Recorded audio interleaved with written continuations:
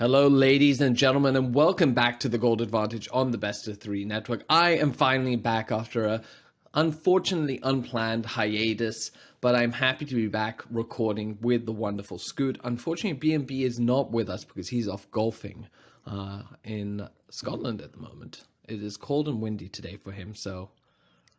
It's cold and windy every day there. That's why you play it. Otherwise, they'd be boring courses. Yeah, dude.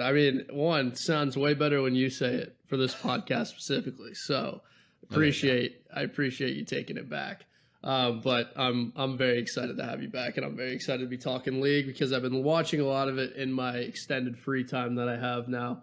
But yeah, Chris is out on us. He's out, and it's a shame because CLG doing good.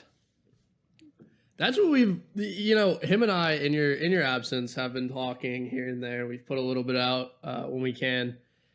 They've been good, but it's been like cracking that top 4 and really like having some consistency against those teams is kind of where they fall apart at times. Yeah, but that's okay. I think we don't need to run before we can walk. It's a 10th place team. They made 8th place. They're now sitting in I really think they're going to make playoffs. And I think that's just a victory. Yeah, I guess part of me wants to see the XL glow up happen on the CLG side just a little bit. Sure. Whereas, if you want to talk about LEC, XL declining slightly, but no use drawing comparisons between the two leagues. You and I discussed this before the podcast. They operate fairly differently, and one is a little bit more interesting than the other at the moment. But yeah, well, I gotta say, sorry, CLG did just beat Team Liquid. That was a good match. I feel like Team Liquid didn't draft very well, but I also felt like CLG just executed their game plan really well. I've been really impressed with Dokla. I think he is just playing so solidly and has really opened things up for CLG. So I think I think they're doing well. That's it. They're just they're cracking into that top 6. And if they keep playing like this, I could see them causing a 1-round upset or something like that. It's kind of what we talked about last split when they were not performing well, and it's something that you called out a lot. But I think the player that stands out to me is performing a lot better currently is Contracts. And it's hinged a lot on his performance, I feel like, because he kind of leads the team a little bit. There's a lot of he's responsible for a lot of engaging things like that, and kind of almost making calls in that regard. Mm-hmm. I'm not sure if he actually is their IGL, but it feels like at times, does Contracts want to go? Are we going? And he's executing now, whereas he wasn't last split. That's also been a big thing. So they've been good. 100 Thieves, massive 2-0 week, and a big victory over EG. That was just an amazing match to watch if you want to check it out. It was just a lot of team fighting, a lot of really razor's edge type of stuff, but just 100 Thieves played that really, really well.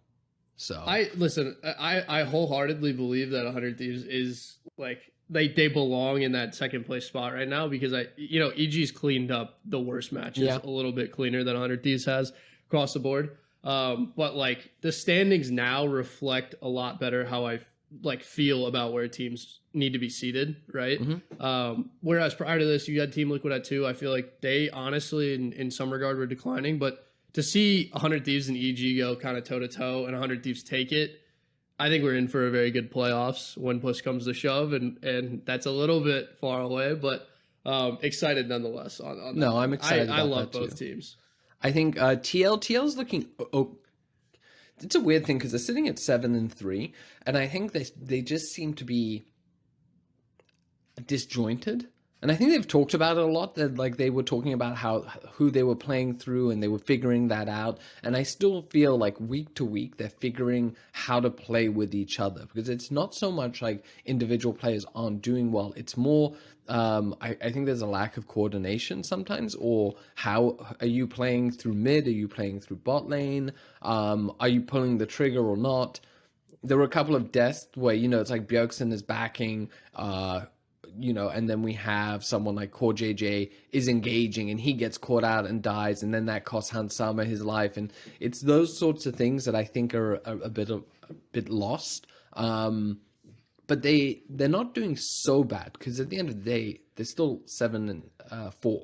So yeah, they're by close, no means, dude. Like, are they bad? Like, but I feel like they're a step below 100 Thieves and EG.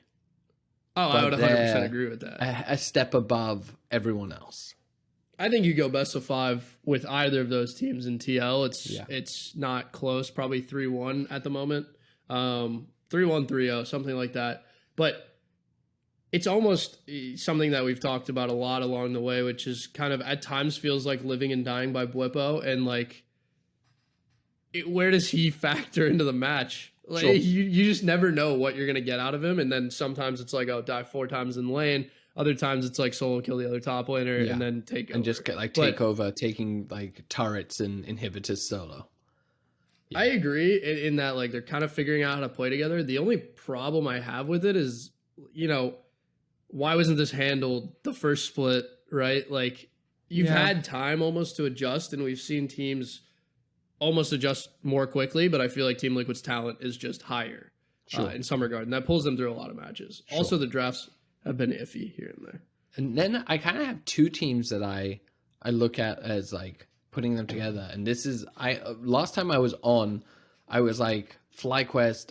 Originally I predicted FlyQuest as a top 16. Then they brought in Philip, and I was like, they're not. And actually he's been doing pretty well. And so they're sitting tied for third, 7-4. I don't think they're overperforming at this stage. I think they just are that good. I think the bot lane has been doing real. Johnson and Afromu have been doing well. Jose Dioda has stepped it up. Like whatever they did in Korea has leveled them up. And you have, you know, FlyQuest and Cloud9. FlyQuest is 1 ahead of Cloud9. These are big, you know, and they have a match next week. This is a big one. FlyQuest Cloud9, I think, is a big match because Cloud9 had a 2-0 week. Jensen played well, but I feel like Cloud9 is making mistakes and struggling a little bit. They really nearly lost to Golden Guardians. Like Golden Guardians threw that match, Cloud9 didn't win it. I'll tell you what, I think like one, I don't think FlyQuest is overperforming. That sucks because I don't like FlyQuest, but they do belong where they're sitting right now. Yeah. And I have been a very big proponent of FlyQuest is so overrated for however many weeks in a row. Some point you got to learn to accept things. It hurts, whatever. But Tukui played really well this week. That's what I was about to say. It's Tukui and Jose Diodio for me. Yeah, they are sick right now. They're doing some very, very, very good things. And like Jose's pathing across the board, just in the jungle, has been extremely good. Like, but also like so much better than Split 1, like Spring Split. Like as good as they were in Spring Split, they kind of like dropped off. And I feel like now you're just seeing them, like the coaching and the practice they got in Korea has unlocked them. You watch enough games of League and you're like, this team is overperforming. They're not actually this talented, or hey, they have the fundamentals of like actually playing a solid game and understanding where the game sits. And that's what I feel like. You watch like a FlyQuest game now, and you're not like, they didn't deserve to win that, but somehow they did, and it's probably because the other team was worse. They should win. I think fundamental is the best way, but they play fundamental League. They play a good, solid early game, mid game, late game. They know what their win condition is. It's like Dragon. They get the dragons. They get Dragon Soul. They win the game. And it's just like, it's very like steady. They know what they need to do. They have like very good objective pressure. And then even the Heralds, right? Like early game, they're picking their fights correctly, and also like picking their entrances. Like everything is fundamentally sound. Becoming a little FlyQuest fan, but I think you're liking. I'm not a FlyQuest fan. I think you are. Be very real. I was honestly so annoyed when they beat Dig because it was a little boring there for a minute, and then I was like, "Oh shit, FlyQuest is just rolling." Like, where did this come from? Yeah, I know. Yeah, right. Listen again. They should win those 2 games. What's your feeling? They should win those 2 games, but they won them dominantly. So that's it's exactly. It was like no hesitation. What do I think about Cloud9? You can't begrudge FlyQuest their wins, but I can begrudge Cloud9 their wins. Well, yeah, because Cloud9 doesn't look that good. 6 and 5. They're tied with CLG. Now it is typical for an organization like Cloud9 or G2 to put themselves in a hole and then dig out of it. And then I don't know. I don't know if whatever. Cloud9 does that. That's its G2 thing. It is definitely a G2 thing, but I feel like I view them slightly similarly to each other. I mean, they're a new team. You got to remember that. Fudge is back in top lane. Jensen's in mid lane. Like, you know, like it's a new team, but it's a team we've seen before. Like it's exactly kind of the same as things they've built before, you know, minus Berserker, who I think is still extremely talented. It seems like he's not performing as well, kind of with the way they have it structured now, which I find a little bit interesting. But I still think like the fundamentals there are solid. That doesn't really seem like an issue to me. They're just not playing that well together. Yeah, and like Blaber talked about it. Like they made some mistakes, and it was a really good like post game interview. And it was like, "What are you doing?" And like Blaber was like, "Oh, I made a dumb decision there. Like that was the wrong call." And it was I think highlighted by a few people that just like, "Hey, this is a 2-time MVP with 100% humility. Like no ego. Just says I made the wrong call. That screwed us up." And it's good to see that. So I do think that. I'm not too worried about Cloud9. I just don't know that I don't think they're gonna win this split. But if they stay together for next year, then I think they could be dangerous. I don't really know. Like end of the day, for me, the roster isn't like crazy powerful. Now again, like Blaber, unbelievable individual player. Come on, you have Fudge, incredible top laner, Blaber, 2-time MVP, Jensen, who I think is slow to come back, but it's his first split back after a hiatus. Berserker, I think Berserker will become one of the best ADCs. And Sven, who's solid and has been on championship teams. It's like a championship caliber team. It is, but it's almost like they put it together too late this year. So I agree with you. I don't think a lot's going to happen this year. But like, even so, I'm not even sure it matters because I don't know if Cloud9 is going to keep the roster together at the end of the year. But like for me, it's a late adjustment from Jensen, and I don't know. I'm not like at the moment. You're not sold. I don't feel great about Sven, but like I know he's talented, and I know he's been in championships as well. It's just like a kind of no, but I do agree. Like, if I was to look to swap, it'd be Sven and maybe Jensen, depending on who you can get. But listen. The biggest frustration I have with this team this year is just how creative it was at the beginning of the year and how fun it was to watch them and how fucking boring it is now. Yeah. Like you're getting a Staples Airy pick, like just Blaber on Jhin, all that stuff, and it's not like as fun as it was. Yeah. So I don't know. I don't really care about the bottom teams. I think that I do. The only team I want to shout out is Golden Guardians, who unfortunately I do think actually is a semi-decent team that could be in the top 6, but they just can't close out games. They get way too impatient. They start to throw their leads. They'll be up and they just don't know how to play for the win. And that's a shame. But for now, when I look at the standings, I'm like, okay, I actually think this top 6 is set. I think that's it. Especially the fact that there's 2 games separating Golden Guardians from CLG. I'm like, yeah, you know what? Like, this is how I think we'll end up. I wouldn't be surprised if 100 Thieves ties up with EG for first place. No, I mean, they have it's in their blood to get hot at the end of the split. Like you and I both know this from watching however many past years of 100 Thieves now together. That's just they might win. Like, it's starting to look good. They're starting to look good again. You could be in for a good playoffs for your 2 teams. Listen, I 100% agree with you on CLG Golden Guardians and kind of where they sit, and that almost makes me like not want to touch on GG, TSM, Immortals, Dignitas. Immortals and Dignitas are like straight ass. Yeah. TSM, like the roster change just fucks everything up, and I feel really bad for the players. Apparently, they're actually in good spirits, but I just think it's like they've been thrown in the deep end. I wouldn't be surprised if they just week or 2, TSM makes another roster change. Well, yeah, that's the thing. Like, it's just 1 week, new guy. Yeah. Like, here's our new roster. We're gonna try this out. Maybe get a win. Maybe we'll stick with it. Who knows? They're like, we're job making security. There's not. I guarantee they're gonna because they're sitting. What's his name's in top lane? Like, you have Instinct in bottom. You have Soul. No, not Soul. Sorry, you have who is it? Is it Chime? No, Chime's the ADC. Who's the top laner? I think they just added Soul. They haven't updated it yet. Anyway, I'm blanking on it, but I can totally see Solo is sitting right behind. He has a ton of like competitive experience. He's a good player. He's solid. I think they're gonna swap it again, and it's just the org is fucked. I don't like how they're handling things, and I think if I'm speaker, I'm trying to get out. If I'm speaker, it's just a rough year to be TSM. It's a rough 2 years. It's been a while now. I'm I'm out. If I'm them, I'm out. This week's matches. We start off with the banger. FlyQuest Cloud9. FlyQuest at 2.34, Cloud9 at 1.61. I'm 100% taking FlyQuest at the 2.34.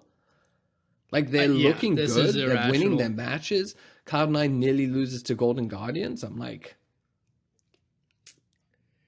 It's straight up irrational. Like, 2.34 is disrespectful to FlyQuest and the way they're playing the game, which is extremely fundamentally sound. You know they want to win this too, because this will solidify their top 4. If they win this, that's like...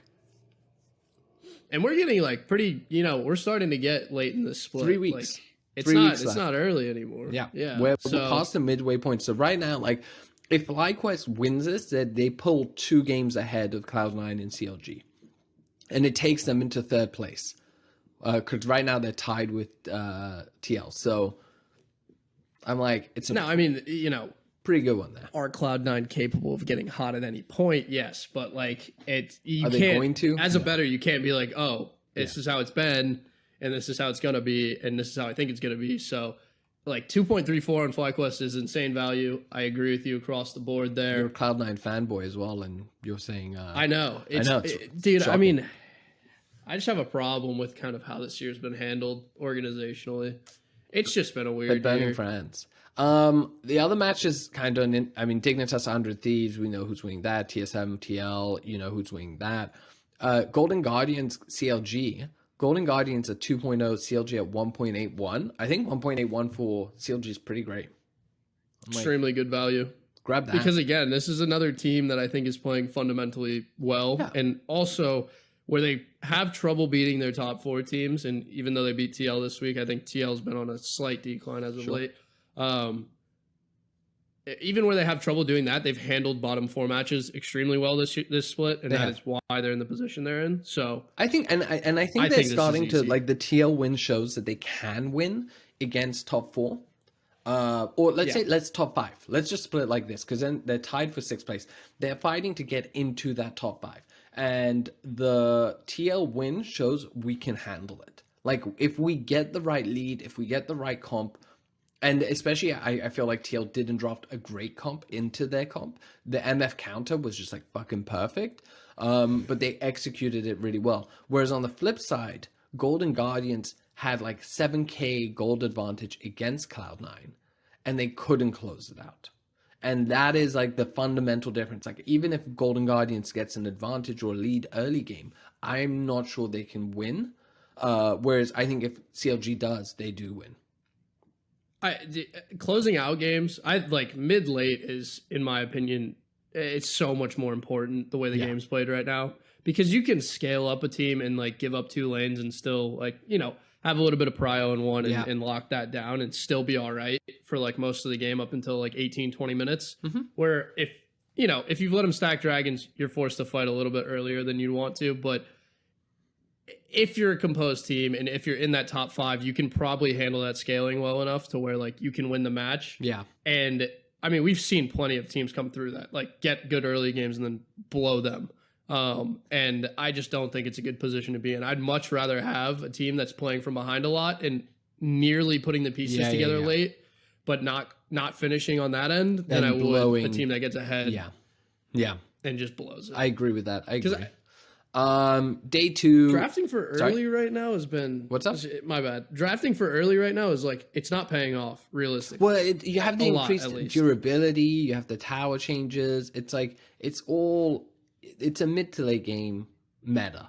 I actually feel Unfortunately, LCS is suffering from a little bit of it's a bit boring, just the way the teams are fighting or avoiding fights. Whereas I think in EU and particularly LPL, CK, it's a lot more. It's slower, but still bloodthirsty. Well, I mean, I watched. Was it T1 Hanwha Life or T1 BRI? I can't remember what the team name is. Game 3, it's 1-1. T1's like, oh, we shouldn't have lost the second one. They just minute 1 face check a bush like into each other and just fight. It was like, okay, what the fuck is that? Yeah.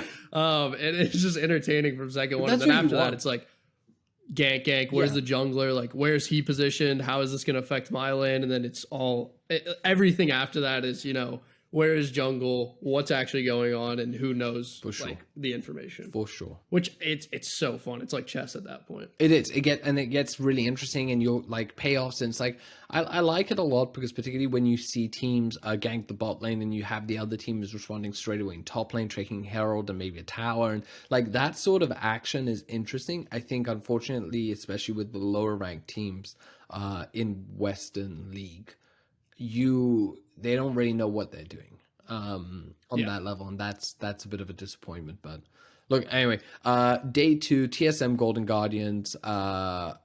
I'm kind of staying away from that one. TSM has good odds on 2.31, so maybe you believe. I mean, I would stay away for the most part. I think if TSM's within 4 or 5 kills of Golden Guardians in terms of that spread, it's worth looking at. I would also say that day prior, Team Liquid at least -6.5. So, I just don't think that game's going to be close. But I forgot to say that one earlier. I don't have the odds, unfortunately. No, I got nothing on spreads. EG FlyQuest. EG 1.5, FlyQuest at 2.63.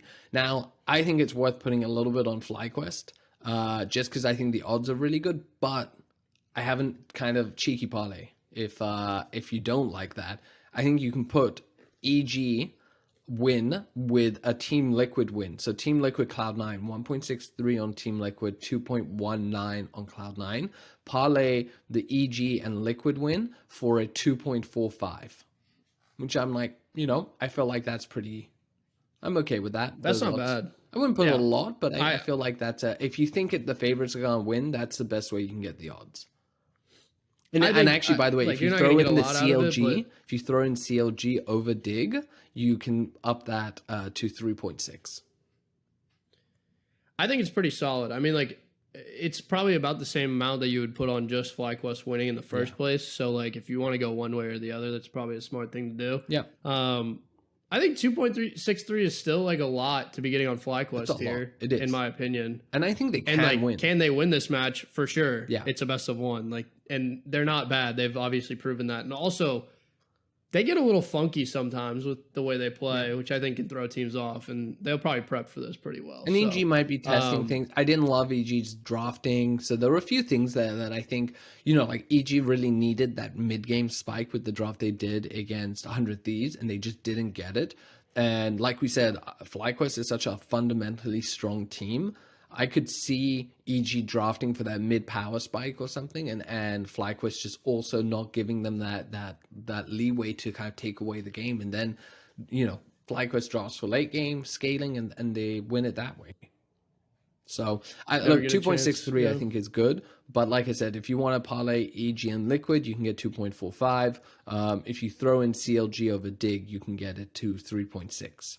I think that's pretty good. Immortals 100 Thieves, not good enough odds for me. I think 100 Thieves, easy win. I mean, but some people are saying that they expect, because 100 Thieves went 2-0 and they're feeling good, they'll get lazy and they might lose one of these matches. If you believe that, you can get Dig over 100 Thieves at 4.66 and Immortals over 100 Thieves at 4.14. But at this point, how many times have we seen 100 Thieves come into the end of a split and go 6-0, 7-0, 8-0, 9-0? That's what I think so. They run wins up. Yeah. That's just what they do. And then they put themselves in a very good position for playoffs where they're probably going to be playing in a final. Yeah. Didn't work out last time, obviously. Wonder who said it. But listen, I think Cloud9 could beat Liquid at 2.19. Yeah. I really like truly do. Again, like the Cloud9 team that they have fundamentally is not a bad team. They are very good players. Just a matter of finding the stride. And I also think like Liquid at times looks like a weaker version of a lot of superstars. And they're still kind of learning how to play as well. So like I think it's two teams that are Cloud9 actually take this? finding their footing. I think it's two very strong veteran teams that are not sure how they're playing. Liquid, I think, is trying to figure out how to play their macro, and I think Cloud9 is trying to figure out how they're playing their micro, as in like together. And yeah, how are they comboing and how are they chaining off of each other? I would agree with that. Is a very good take in my opinion. I think I would wholeheartedly agree with that. Yep. The funny part about it is just that if they both were to figure it out and both were to be like in stride, whatever, I'm taking TL all day. Because I think like across the board, the roster is just stacked. If that team can 5-on-5 together very well. Because I was thinking, I was like, hold on, what about Fudge? And I'm like, oh, Bwipo, Fudge. I'm like, I think I take Fudge, but then Blaber, Centaur, and I'm like, okay, I go Blaber. So that's like, we're going 1-on-1. Bjergsen, Jensen, I go Bjergsen probably more. But then like, I was like, oh, but they have Berserker. And I'm like, yeah, but you have Hans, Core, JJ. That's like two exactly. Like there's no, it's all-star and then import who's that, you know what, those two rosters are two all-star teams. Like that is literally like it's just they've gone and found, they saw who were all-stars last year and it was like, oh, okay, let's just take all of them. Let's just stack it up. Well, it's like, I mean, Fudge, moves around and then he's back in top lane again afterwards. You literally have like first team, second team, like this is like historically Fudge is the newer one, but like Centaur and Blaber, first team, second team, Jensen, Bjergsen were like the two mids battling for it. Hans, best ADC in Europe. Berserker's potentially, he's newer also, but then Core, it's like Sven's old school ADC. Core and Sven are both like, yeah. They've really, it's a Hall of Fame right there. But the problem is they're still not 1 and 2. Like you can have your Hall of Fame, but like EG and 100 Thieves are putting together younger rosters that are doing better things. Yeah. So it is interesting. Abbedagge saved 100 Thieves. That's my take. But dude, he playing so well this week. But he listen, did. Man, but he wasn't playing well. He's not a bad player. He just wasn't playing well. But this week, damn, he was when he came in initially, Jojo around. Yeah, well, when he came into the team initially, they got a lot better like very quickly, and everyone was like, "Oh shit, this is how it's gonna be." He's had a lot of like slow starts to splits in the LCS, but right when he turns it on at around like mid-season, it becomes a whole different roster. FB and who he are playing also really well. FB and who he are playing really well. But this happened last split. We were saying like Abbedagge doesn't look as good right now. But I feel like they didn't look as good. I felt like even though they started to get better, I still felt FBI, Huhi, and Abbedagge were like not playing even when they kind of reached the finals. It was like they were doing better, but not at the level they did when they won the split. Whereas this split, like this last week, I'm like, ooh, this is maybe the old Abbedagge and FBI, Huhi. This is like, hey man, we'll see. I'll be seeing them on stage hopefully because LCS finals is right down the block from me, so I'll be there. I'm jealous. Yeah, I'm pumped. Hopefully we get 100 D's, EG, and then ITL. Maybe I swing somebody for Worlds. You should. Worlds in NA, man. I'm disappointed you guys didn't go to the Subliners event. I'm disappointed as well, but things didn't really work out. I was kind of dealing with some things at home at the time. However, it looked lit as fuck. That's if you want to hear more about the CDL, we have a sister podcast called Money Hill, where we will be doing a recap of Subliners, I think this week, and then we'll be talking about champs in a week or two when BNB is back. So it's shaping up to be a good champs. What isn't shaping up, or is in some ways, is the LEC. It's been pretty entertaining. I'm enjoying it. What isn't entertaining, and I'm upset BNB isn't here because I've been so excited to come back and give him shit for this. BDS is the worst team in Western League. Dude, I've been saying this for so long. I've had to argue with him for like 2 or 3 straight weeks with no support about why SK Gaming is better than BDS. Oh, by it is far. A waste of my time. The one, they have 4 times as many wins. Like, first of all, just fundamentally, like... Now, his argument is that they beat G2. Yeah. Nah. So did everybody else the last 3 weeks. Like, I look at this, BDS looks like a team that doesn't know how to play League of Legends.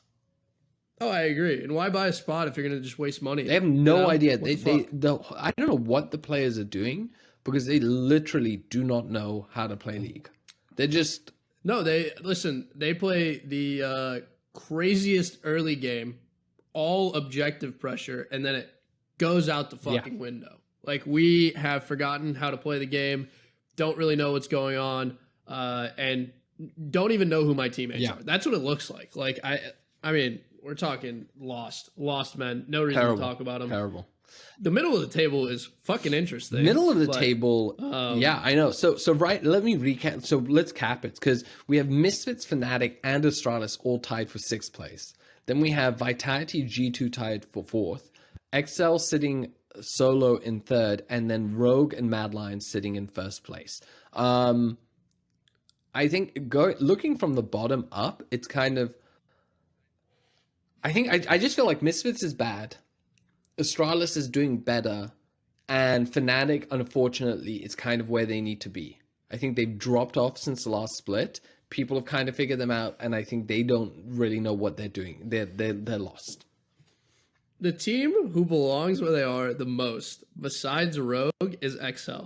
And you want to jump? You said middle of the pack. Are we talking about middle of the pack? No, I know. But that's what I'm saying. I also think Fnatic belongs where they are. Yeah. I think Misfits should be worse than they are. They've pulled off some remarkable victories recently. But again, the entire league has figured out how to play against them. Congrats on them for pulling a couple out of the hat. But it's not going to get any better. You know, like, it's only going to get worse from there. Astralis, don't really know. Yeah. Very confusing. I think that they're the CLG. They're the CLG of Europe. They're kind of like, they're getting better. They were 10th place. They're doing well now. Great. Very happy for them. They might make it into playoffs. They might not. It's still a success. If they make it to playoffs, it's a great success. No, I really hope they do. I hope we get... Honestly, I would not be upset with Fnatic missing playoffs. Ooh. All right. I don't, listen, not a huge supporter. Okay. This is back from my CS days where, they dominated the scene for a little bit, but that brand has stuck with me ever since as the villain. However, slightly entertaining to watch because they love to fight. They do. I am also very bullish on getting new teams in the playoffs and having them perform. Like, an XL and Astralis in the playoffs would be extremely interesting to watch, especially if they're on different sides of the bracket as it stands currently. So, you would have Astralis playing through losers and XL playing through winners. And if, Astralis pulls off a win and XL maybe loses to someone, then you get, these two teams we would have never expected to be playing each other in playoffs. That would be very cool. Vitality remains the weirdest team ever formed in League of Legends history. Extremely good at solo laning, extremely lost when they play together. They actually have the stats for that. So when you look at the individual stats for Perkz and stuff like that, his laning damage is extremely high. His CS per minute, I think, is number 1. His damage percentage of the team, or kill participation, is 8th. And this is the same across the board. They are playing so well in lane, and when you look at individual stats, they do it really well. They suck when they play together. It remains a scary prospect nonetheless, though. That's the thing. I don't think so. I think if they bring Bo in, now Bo, who is sitting in the wings, he's in Europe right now on a tourist visa, so he'll come onto the roster when he gets his work visa. He is smurfing on top 50 challenger. He's sitting in 45th place, and he's going 16-4. The man is destroying. He played a game. He played a game against Synchro from BDF. So who gives a shit about that? I think top lane and Misfit, and I can't remember who was in the mid. I think Humanoid. Maybe it was Humanoid in mid lane. Is he an import? And Humanoid. Or Bo. No, Bo. Bo is Bo's an import. So it was relevant from Misfit. LPL. And he smashed him. LPL. He played for FPX, I think it was, went 10-0. Did he just get subbed out? They were doing bad, basically. They were doing bad. brought him in. They went 10-0, beat good teams like Top Esports, all of that. And he was doing really well. Then he got banned for match fixing in the LDL. Oh, okay. Right. And now he's in Europe. That's now no one will touch him in China, but he's in Europe and he is destroying people on the ladder. Ready to match fix the if LEC. He joins Vitality, he might be able to do something. But the problem is, I think, but I'm not sure of it because their problem is 100%. You see this in all the data. They play as individuals. They're just not playing as a team. But is it the age-old story, right? Are we looking at that again where, no. Actually... No, we said that last split and it didn't happen. They're not at this point. Alfari win lane lose game. That's I mean, everyone. And Perkz said it about him. But what about Causey? Causey sucks. Causey's playing the crap. I mean, dude, listen. If you ask me to diagnose this team as to like what's going on, it just there's too many cooks in the kitchen at this point, and they're all good at what they do individually. But when you put all their food together, it's dog shit. I know. For some reason, you're jumping around because I thought we were talking middle of pack. Then you talked about Excel, and I'm like, great, we're going to talk about Excel, and then you're like Vitality. So I want to skip. Well, I went back to. I'm going to skip G2. I want to go to Excel because I agree with you. I think Excel's playing phenomenally. I think they are the third place team, and they 100% deserve to be there. Like they are the most solid. I'm just so excited about them. Like Nuke Duck is playing so well. He's popping off in a way, and he's not. The addition of Mickey has just really unlocked everyone. I'm a Finn hater, but he's been playing really solid, like a rock for them. Consistent. Patrick is sneakily one of the best ADCs, I would say, at the moment. It's just across the board. Like Excel is here to play. And my too early prediction right now, Mad Lions XL finals. That's a ridiculous idea, but I have Rogue going through losers bracket and winning it all. Don't give me hope. They're not going to do it from winners. They're not going to do it from winners. We already know that story. My problem with Rogue winning is they're like what 8-0, 9-0 now. They've gone on a huge win streak. They were 8-0 until they lost to G2. Unfortunately, it was only against bad teams. It's time to put themselves... Well, okay, G2, I would have argued, was bad up until they beat Rogue. But G2, I think not actually. That is a joke. Off. But Rogue's 8-0 is against bad teams. They lose to G2. And honestly, their win against Fnatic was sketchy. Fnatic makes games sketchy, though. Like, that's the whole game plan at this point. It feels like that is how they're playing. I think Rogue is worse than their record right now. Oh, agreed. Yeah. And that's exactly what we need. We need a little bit of regression to the mean to third. You see, I'm all like, okay, Rogue can't win a championship. I accept it, and so on. And now you tell me you believe that they can. And you don't want a team that's good in best of ones, which is what they've always been. Right. You want a team that kills. Sure. You like when they need to flip the switch. Yeah. That's what you need. That's all you need. That's what's been proven year over year in esports. XL, I want to talk about Go for it. Because that is it is one of my favorite things about having a podcast and being able to talk about these things. I vividly remember us having a conversation beginning of last split about the addition of Mickey and like what it would do to the roster, like what are the outcomes, the possibilities, right? And one of those things we said is like they get way better, right? But there's also, it messes with the chemistry. They were being successful early on. You've just added a new player in and really just fucked everything up. It is really cool to see like one of those timelines actually just come into fruition because they look fucking great. They lose some weird games. I was worried when they brought Mickey in. I was like, hey, you got to think that's kind of going well. Are you messing this up? And it's skyrocketed. Like it's really taken them to another level. First playoffs in the org's history, and now top 3. Huge. And it says a lot too about kind of the future of it, because if management is able to see things going well and be like, hey, this is a big decision to make, but we think he fits in, and we think we can improve even more off of this.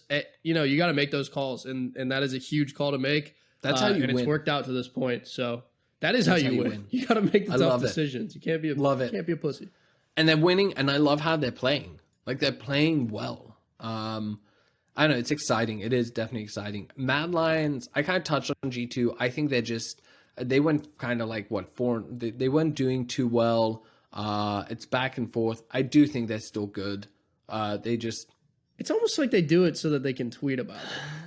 Like about how much they're losing for a little bit. You know what? And I would rather a team team lose fans at the start. A lot of people, it seems like teams like to get a solid amount of wins at the start of the season and then start experimenting for playoffs. I actually prefer it the other way. I'm like, fuck around for the first 3/4 of the split.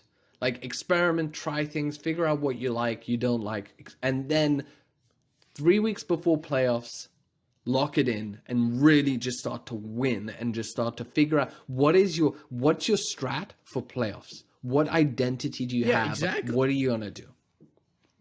Listen, I wholeheartedly agree with you because the patch that you're playing closest to playoffs is going to be way more similar than the one you're playing in the first 3 weeks. And like, honestly, first 3 weeks, it's really hard to judge a team based off of it. Some teams, come out, they're like, yeah, we just have a better roster. Yeah. They play 3 weak teams, 3-0. It's obvious that was going to happen. But if you're playing like competitive matches, the reflection there is not necessarily what's going to be happening in 10 to 12 weeks when you're playing in playoffs or like deep in a final. Could be a completely different game. Yep. So yes, I would much rather have my teams get hot at the end of a split.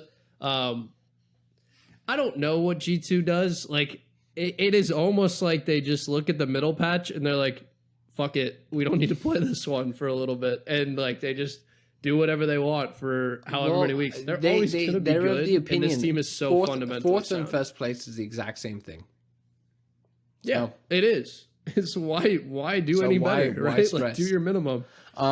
Exactly. And I don't think Misfits or Vitality is going to make a run at them. Anything crazy. Exactly. So I think they're fine. Okay, this week's matches: Astralis, SK. You can get Astralis at 1.78, SK at 2.06. I actually quite like the 1.78 on Astralis. Like we said, they're a team that's fighting to make it to playoffs. They started off strong, then they regressed a little bit. But I just think they're a better team than SK. I'm wholeheartedly in agreement with you. I feel like a yes man this week to you because there's a lot of very obvious picks out there, and I don't have anything crazy coming out of the wings. Vitality Excel. Dude, they're so solid. Okay, Vitality Excel 2.03, Vitality Excel 1.8. I'm taking Excel. I just think that it's so disrespectful to Excel. So disrespectful. But it's good enough. No, you know what? 1.8, it's good enough. I'll take it. Oh, you got 1.8? I got 1.8. What do you have? I would take them at 1.7, which is what I have. Even that is like, I think it's that's free at that point. They just have way better overall macro team fighting, everything. Like they know the map way better than Vitality does. Rogue Misfits, 1.32 for Rogue, 3.43 on Misfits. I'm staying away from this, but I'm slightly tempted to throw in a little bit on Misfits because I think it's generous odds and maybe they upset Rogue. I think you're going to get -6.5 or -7.5 for Rogue, and I think this is Rogue going to pound town on Misfits. I would take a spread, if anything. I don't have any spreads available at the moment, so neither do I.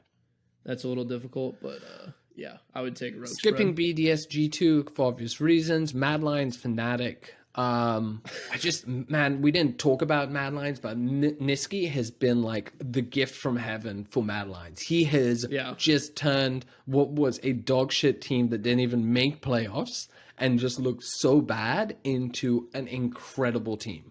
And I think so much of it has been off of him and his play in mid lane. So I'm really absolutely. And you know what? I actually am really happy to see Mad Lions back in. Because they're a fun team to watch and to have in contention. You can get Mad Lions at 1.636. Fun game against Fnatic's 2.29. Are you tempted by Fnatic 2.2? Dude, realistically, no, not at all. It's like, moving Niski in mid lane is like moving a fucking boulder, first of all, and then that just unlocks the rest of the map. So, I'm not optimistic about this for Fnatic. Same. Day 2, SK Misfits. Right now. Also, sorry, go ahead. BDS G2. You I skipped that. Yeah, I said for obvious BDS reasons. did best G2 last time. They have one win this split. And you know what? The odds are It's 5.59. saying that it was G2. 5.59 on the odds there. So no, it's not pretty happening juicy. again. That's your answer. I agree with you. Yeah. XL Mad Lions. I don't SK Misfits. I'm staying away. I don't really know who win. The odds are fine on both sides, but yeah, I don't love it. XL Mad Lions. Now this is a good one. 2.24 on XL, 1.666. So the devil's number on Mad Lions. You know, kind of like if you support the devil, 1.666. There you go. That's the one you want. I think the odds are so generous on XL. 2.24. Yeah. I mean, I don't disagree with you at all. I'm actually so in flat. Like, it isn't a crazy upset. It's not a 1.6. I mean, it's third place versus this is like a 1.8, 1.8. Third versus tied for first. So this should be, you know what? This should be like a 1.6 or 7 for Mad and a 1.8 for 1.9 for XL. The fact that you're getting 2.24 on XL, I'm like, that's pretty great. I mean, when you're sitting here like looking at this, right, and both these teams are playing at an extremely high level, they're playing great league. Either of these teams can lose this best of one, let me remind you, in draft. Like, it could be lost from that moment onward. Like, even so, either team can, you know, scale and make it happen in their draft. So like, I don't agree with this being as far apart as it is. I think there's a lot of variables that aren't factored in. But XO all day on this. I mean, like, there's no reason not. Do you think Astralis also give me best Rogue? of threes? Way more entertaining. 3.59 odds really. on Astralis, 1.299 on Rogue. So it's no point betting on Rogue. 3.59 if you think the upset is coming. And, you know, I think Astralis is better than Misfits, maybe.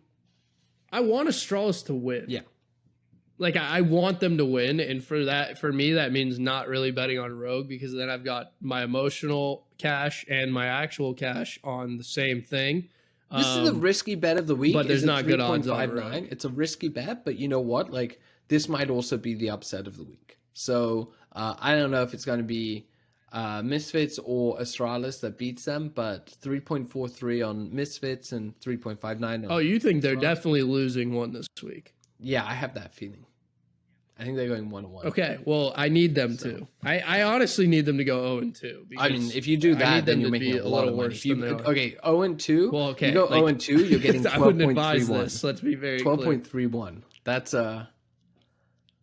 All right, you know what? Fuck it. Rogue goes 0-2 this week. You heard it. Take those. That's my pick.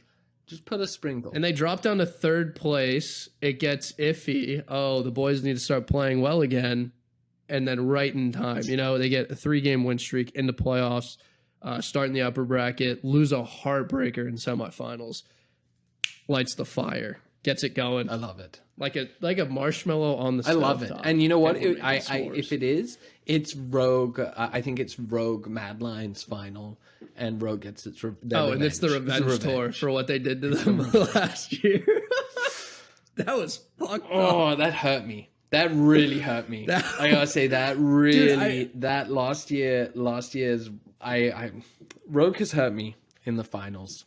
Listen, as much as I like to make fun of you for being a Rogue fan and how hilarious it is, I feel so bad for them because they have run into some of the rosters that have gotten so hot, unbelievably hot.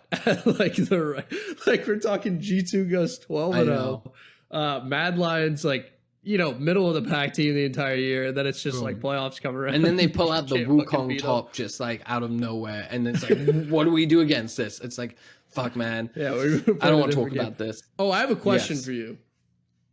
Actually, I'll save it till after. So BDS Fnatic, let me write no it one down, cares. Continue. Vitality G2.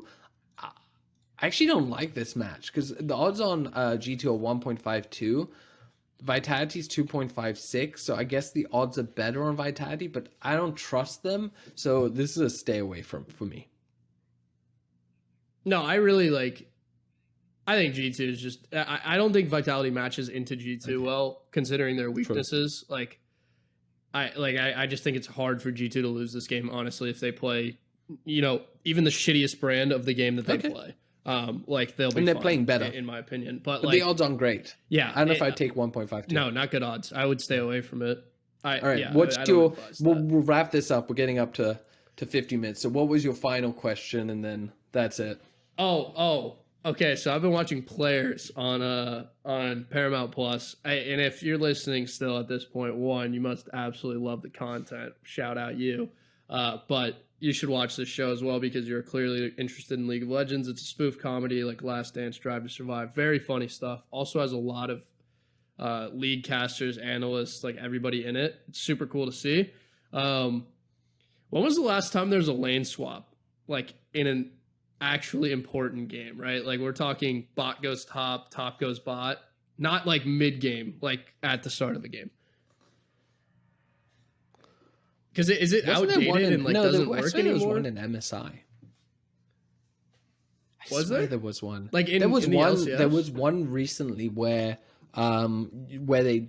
I do think someone drafted and they put like a Pantheon mid, and it was a top laner who went mid. But I'm saying like they completely switched. Yeah. Like, they started the match off like it was. I'm pretty sure it was a Pantheon mid, and I can't remember who went top, but they fully swapped. So if you were to switch your bot in your top lane, right? Like what purpose does that serve you? Is it more or less you're gonna get an upper hand? So they don't do that anymore. That used to be about grabbing towers. So that used to be a whole strat of bot lane would face up against the top lane, and vice versa. And that was just to push and take both towers and go away. And basically that it was a whole lane swap meta. It was okay. Some people really enjoyed it because the macro was very interesting, and it was for a little while, but then it got figured out and got quite stale. And then that's why Riot changed the tower defenses on the top lane. Yeah. Got it. Okay. That makes a lot of sense. I didn't have the history there. Obviously, I thought this was going to be a joke question or something. I didn't. No. This just is me like educating you. Like I'm all dead right. serious. Well, there we go. Very, very, very. All right, guys. Well, a little bit of league history and education there for you. And we're bringing you all the best info and tips on esports betting, as always, on the Gold Advantage on the Best of 3 Network. Check out our sister podcast, Money Hill. Make sure you come and join us in our Discord. You can find the link in our pinned tweet at Best of 3 Network. If you're listening to us, please check out our YouTube at Best of 3 Network on YouTube. If you're watching us on YouTube, I'm happy to be back. I'm sorry about the hiatus, but please like, subscribe, all that good stuff. Share, comment. It really helps us out, and I'm just very happy to be back, everyone, and looking forward to some fun league. Any last thoughts, Scoot? No, I'm just very glad to have you back, and listen, incredible episode. Absolutely love it. Thank you again for listening. We'll see you for Call of Duty, but we'll see you for League next week, of course. In honor of BNB, toodaloo.